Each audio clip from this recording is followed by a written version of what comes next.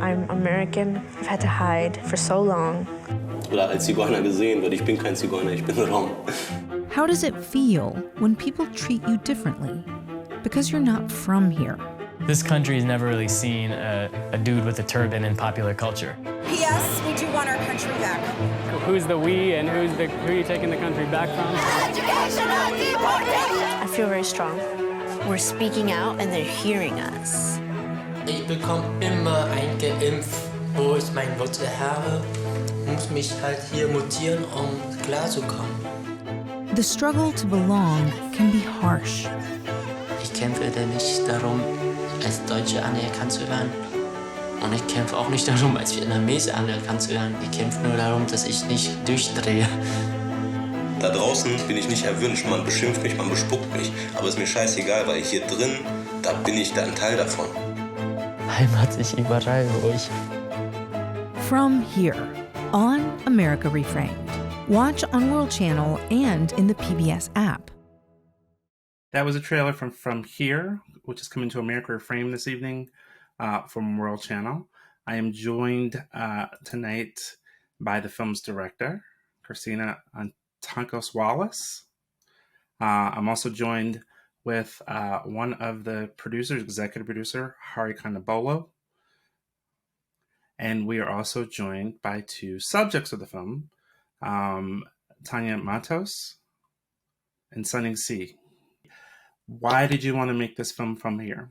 Yeah, this film, even though it was in the works for many years, was also in development inside of me for many years. And it really grew from my own personal struggle to reconcile my relationship to my traditions and community and what it had to do with taking action in the world right now. So I grew up as part of the Greek American community, which is a very tight-knit community organized around the Orthodox Church.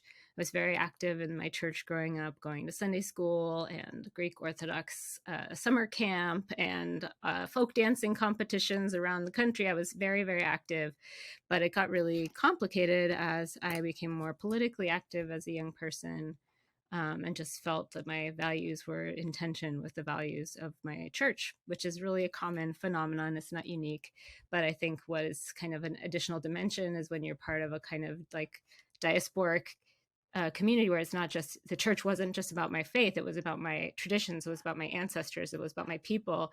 And so I felt really like I was selling out by stepping out. And at the same time, I was coming out as a queer kid, as a feminist. And here I am in this church that says women can't go behind the altar and can't take communion when they have their period, and et cetera. It just was this big contradiction that I was working out for myself. One anecdote that I think helps illuminate for a lot of people is I spent some time living in Greece as part of my kind of journey to my own identity and relationship to myself, and had this very ironic experience of being mistaken regularly for being an Albanian immigrant, which is the largest immigrant group in Greece. But because I spoke Greek with grammatical mistakes, but I didn't look to them like a typical Greek American, it resulted in people being literally afraid of me and thinking that I was going to rob them. And so this idea of criminalizing immigrants is not a uniquely American phenomenon. All over the world, this idea that this like scary border, there's a scary border with these criminals on the other side of it who are trying to take something away.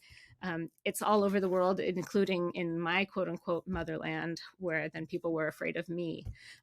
So that was part of how I started thinking about these issues in a much more international way, and thinking about how do we actually think about and find stories that help illuminate ways of living beyond the kind of stories that we've been told about what it means to be American, what it means to belong. It was such a fascinating story for me to see, and when Christina approached me about executive producing it, I was shocked that it didn't exist in the world already. I mean, how many films are able to cover two countries over a decade with four very different stories? You see such complex examples of human beings who came to their respective countries for a variety of different reasons, and also who have found different ways to fight back. You know, whether it's with Tanya's incredible activism and courageous activism, whether it's Sunny's music, whether it's Akeem's art, whether it's the work that Miman does in communities, people who are standing up for themselves and their communities and are putting up a hell of a fight in a variety of different ways. So, you know, when she asked me to EP it, it was kind of like, oh yes, I will take this gift on a platter. I will associate myself with something that is absolutely incredible and that I would love to help push forward. You're bringing to the table what America looks like, but we don't often get to see. So I want to just ask you both, and feel free, whoever wants to go first. What was your experience like being filmed? You know, like, it's interesting to hear that this was like long time filming, more than 10 years. What was your experience like being filmed? And in particular, during the times that we have lived for the past 10 years. Like, you guys, so you started under Obama, went through Trump, and now you're in Biden. That's like almost 3 generations. What was it like being filmed? Christina was always there with her camera for, you know, the better part of my young adult life, and that's a huge gift, and not because, you know, I'm not that I think that my story is all that important, but really because I don't see stories like mine told in platforms like this very often, if at all. So for me, when Christina approached me when I was in my late 20s and told me about this film, it felt like a responsibility in a way to share my story in this way on behalf of all those who don't get a voice in the mainstream, in documentary films, on public television. So I think it's a really powerful gift, and I'm really proud to be a part of it. Seeing myself on screen and in this film has been, you know, an interesting way about doing activism. But I think it is a form of activism, this film, and that's why I'm here. And I want to continue to promote this film because, especially now, this film I feel can serve as a way for people to have conversations about immigration, have conversations about belonging, no matter from what community you're from. This film, you know, features many people from different backgrounds, and so whatever community you're from, I feel like you have something to relate to in this film. And so, you know, and going from like the Obama to Trump to now Biden era in the film, you know, I see the progression of the immigrant rights movement in this film, along with myself, how I've grown from the film, from my political thoughts in the beginning of my activism to now to today, and how that's how these different presidents that have been in place sort of interacted with all that. And so how did I respond to, and how am I currently continuing to respond to even the next wave? When you think about what you've dealt with in your life and what you shared on screen, what do you want people like you to take away from your experience and what you shared on screen? I just think about my childhood growing up in this country looking the way that I look, and isolation being one of the primary feelings or, you know, slogans of my childhood was, you know, isolation, feeling on the margins, feeling other, not seeing people that look like me, not seeing my story reflected back to me anywhere, right? Not in school, not on TV, not in music, right? Like nowhere, not even on the block, because in Charlotte, North Carolina in the 80s, there just weren't people that looked like me.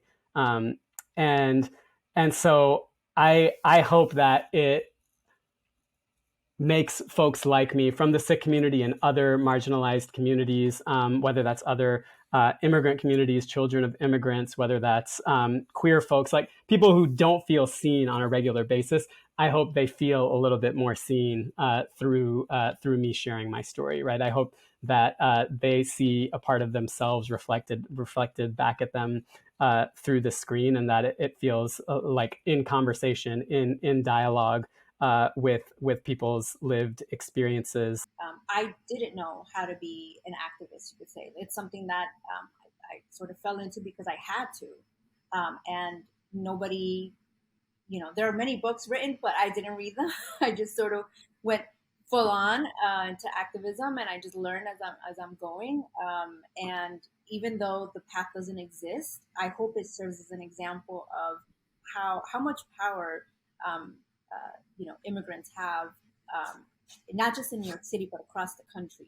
I'm hoping that it's an inspiration to people, and I hope that people know that they're not alone in this, in whatever it is that they're going through. That they're not, that there are millions of people across the country and the world going through the issues of migration and belonging and everything else that we see in the film. Christina, I wonder why did you want, when you were putting this together, decide that you wanted to look at Europe and Germany in particular as a place to really look at that idea of where you're from? Why Germany? I think in a lot of ways I felt like our conversations were stuck in a lot of tropes. That migration or immigration in the U.S. is all about the U.S.-Mexico border. It's all about, undocumented Latinx people, and the nuance and the complexity and the global magnitude of this reality. Germany is the biggest immigration country in Europe. Europe is also a major destination for global migration around the world. Germany sets a lot of the precedent for what happens with migration in Europe. So that's why I chose Germany. But as you can tell, the impetus for me was very much my experience in Greece. And, I've talked to people from all over the world that share how these things are playing out in different places. So even though I feel like Germany and the US were appropriate counterpoints to each other, it very much could have been a film that also took place in 2 other countries in the world that are also dealing with these issues. Do you think we're moving in the right direction, or do you think it's getting worse? There's been power building on the ground level among, communities, especially like communities of color and immigrant communities in the US, in Europe, over the last years. And there is a backlash to growing power and movement, and that I am still inspired by those movements. And, I've said this a couple times recently, but I think that there's some folks who might look at the kind of the trajectory of the DREAM Act, which is now again being proposed as a failure, but I don't see it that way, because I see that movement, created an incredible generation of young activists who's, are now leaders in social movements across the U.S. So if we only think of things in the sort of like linear way, we often maybe miss the big picture. The world is going to have to confront it on a mass level really soon, because as climate change continues, there's going to be, we already see it, but like a huger, there's going to be climate refugees, and it's going to be all over the world. It's both in terms of internal displacement as well as people having to cross borders out of necessity because of the conditions on the ground. So there is no avoiding this topic, regardless of where you are in the world. It's going to be something we're going to have to confront. I want to just say thank you all for joining me tonight. And I just, again, I'm so thankful that we're able to bring this from the World Channel